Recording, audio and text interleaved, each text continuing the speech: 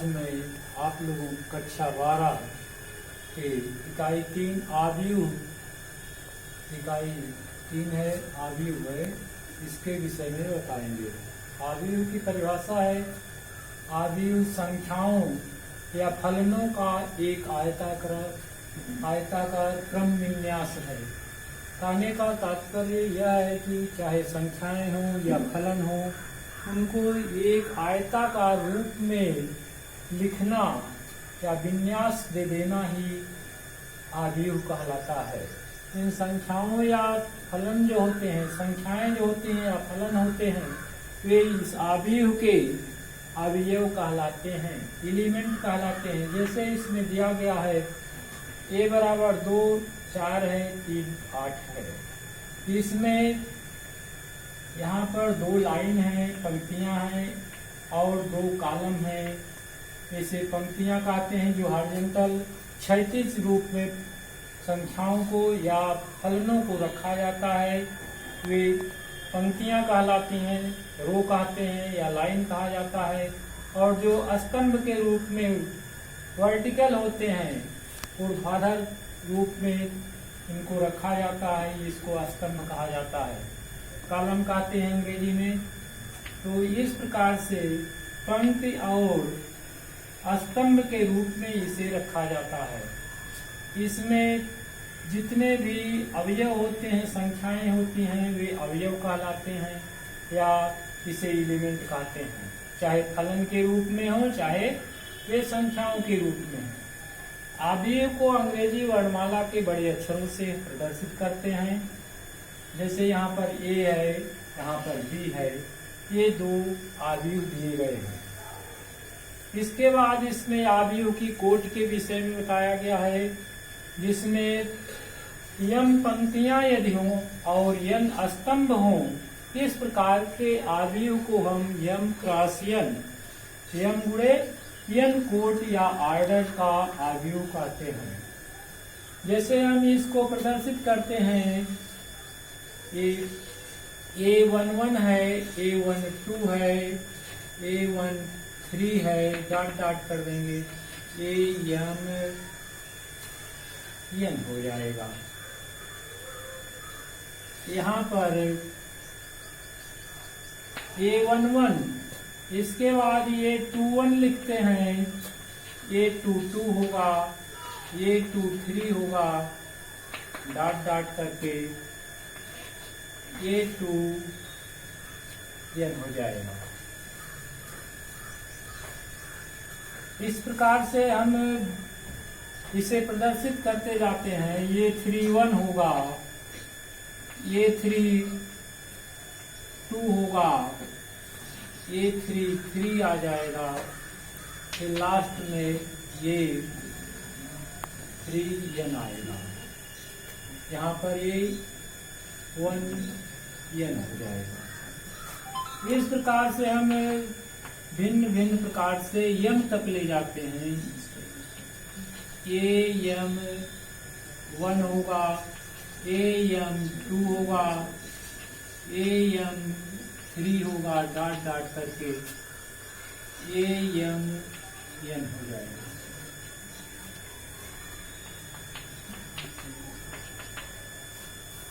इस प्रकार से इसको हम व्यक्त करते हैं। तो A11 का तात्पर्य ये है कि ये पहला जो 1 है वह पहली लाइन को प्रदर्शित करेगा और दूसरा 1 इस कॉलम को प्रदर्शित करता है।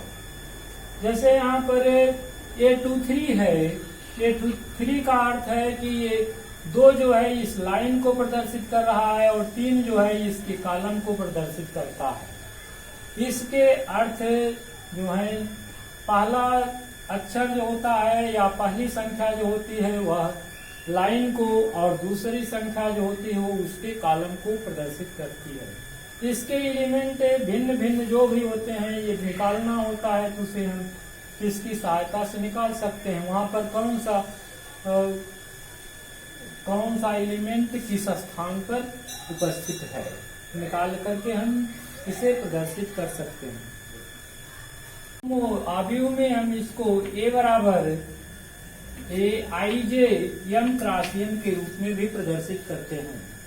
इसमें आई का मान जो होगा वह यम से छोटा होगा, यम के बराबर होगा, या एक से बड़ा होगा या छोटा होगा। एक से बड़ा होगा या तो एक के बराबर होगा। इसका तात्पर्य है कि एक इसमें एलिमेंट की संख्या एक पंक्ति हो सकती है। आई की वैल्यू अगर एक है, एक ही पंक्ति होगी, और यम पंक्तियां होंगी तो यम होगा। और इसमें जे का मान यदि आई जे से जो नोट किया जा रहा है, आई जो है एक पंक्ति को प्रदर्शित करती है और जे जो है वह कॉलम को प्रदर्शित करता है। इस प्रकार से आई और जे की वैल्यू यम से छोटी या यम के बराबर आई की होगी, और एक से बड़ी होगी या कि एक के बराबर होगी। और जे का मान भी, कॉलम की संख्या भी उसी प्रकार से एक कॉलम हो सकता है या तो n कॉलम हो सकते हैं, इसके बीच में ही होगा। तो आव्यूह के प्रकार है इसके बाद, जिसमें स्तंभ आव्यूह। स्तंभ आव्यूह वह आव्यूह होता है जिसमें केवल एक ही स्तंभ होता है। कहने का मतलब एक लाइन जैसे होती है, इसको इस प्रकार से प्रदर्शित करते हैं, केवल एक स्तंभ ही रहेगा। यहाँ पर देखिए, जैसे ये है, बी है, सी है, डी है। ये आपका एक आव्यूह बन गया। इस आव्यूह में देखिए एक स्तंभ के रूप में एलिमेंट रखे गए हैं। इसमें 4 एलिमेंट हैं और केवल एक ही कॉलम बना है। यह किस ऑर्डर का आव्यूह होगा इसके विषय में आपको मालूम होना चाहिए। पंक्तियों की संख्या कितनी है? 1 2 3 4। तो 4 गुणे 1, क्योंकि 4 पंक्तियां हैं और एक ही कॉलम है, इसलिए इसमें पंक्तियों की संख्या अधिक है और कॉलम जो है लंबा है। ये स्तंभ आव्यूह कहलाता है, क्योंकि ये स्तंभ के रूप में है, खड़ा है। इसी प्रकार से पंक्ति आव्यूह में केवल पंक्ति ही होगी, केवल एक पंक्ति के रूप में इसे प्रदर्शित किया जा सकता है। जैसे ये है, इस प्रकार से 1 2 3 4 5, ये एक लाइन के रूप में हो गया, रो के रूप में है। इसको आप लिख सकते हो, इसमें कितनी लाइनें हैं?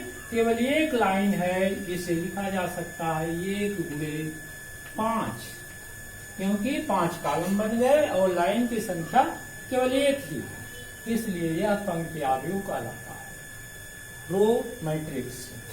इसके बाद वर्ग आव्यूह है। वर्ग आव्यूह वह आव्यूह होता है जिसमें पंक्ति और स्तंभ दोनों आपस में बराबर होते हैं, चाहे 2 गुणे 2 कर दीजिए, 3 गुणे 3 कर दीजिए। इसको इस प्रकार से प्रदर्शित किया जाता है। देखिए, जैसे ये 2 है, 4 है, 3 है, 5 है। यहाँ पर देखिए 2 लाइन है और 2 कॉलम भी है, तो ये 2 गुणे 2। इसी प्रकार से दूसरा उदाहरण आप ले सकते हो, जिसमें 3 3 का कर दीजिए, 1 2 3 है, 4 5 6 7 8 9। यहाँ पर 3 गुणे 3 कोटि का ये आव्यूह बन गया। ये वर्ग आव्यूह कहलाता है, जिसमें लाइन और रो और कॉलम दोनों बराबर हों, जितनी लाइन हो उतने कॉलम भी हों, तब वह वर्ग आव्यूह कहलाता है। इसके बाद चौथा विकर्ण आव्यूह है। विकर्ण आव्यूह वह आव्यूह होता है केवल इसमें विकर्ण पर मुख्य विकर्ण में एलिमेंट्स होते हैं और शेष एलिमेंट जो होते हैं वो शून्य होते हैं। क्या होंगे? इस प्रकार का आव्यूह, जैसे 1 है, 2 है, यहाँ पर 0 कर दीजिए, यहाँ 0 कर दीजिए। ये विकर्ण आव्यूह हो गया। देखिए यहाँ पर संख्याएं हैं, विकर्ण में संख्या है, फलन है, लेकिन इसके दूसरे तरफ आप देखेंगे वे सभी शून्य शून्य एलिमेंट हो गए। ये विकर्ण आव्यूह कहलाता है, जिसमें मुख्य विकर्ण के अवयव के एलिमेंट संख्यात्मक मान होंगे और शेष एलिमेंट शून्य होंगे। इसी प्रकार से आप दूसरा भी उदाहरण लिख सकते हो, जैसे 1 है, 2 है, 3 है। ये कैसा अवयव बन गया? ये भी विकर्ण अवयव है, क्योंकि मुख्य विकर्ण में संख्याएं हैं, एलिमेंट हैं और शेष एलिमेंट क्या है? शून्य है। ये विकर्ण अवयव कहलाता है।